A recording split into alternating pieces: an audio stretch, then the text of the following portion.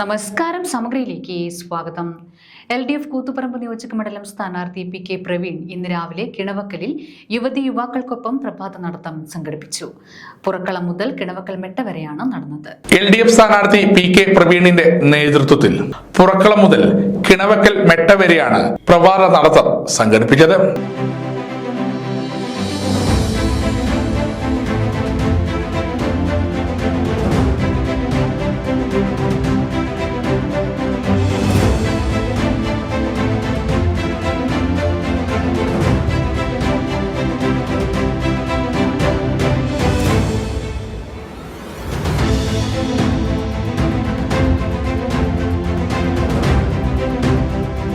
കുട്ടികളും യുവാക്കളും മുതിർന്നവരുമടക്കം 100ഓളം പേർ പ്രഭാത നടത്തത്തിന്റെ ഭാഗമായി.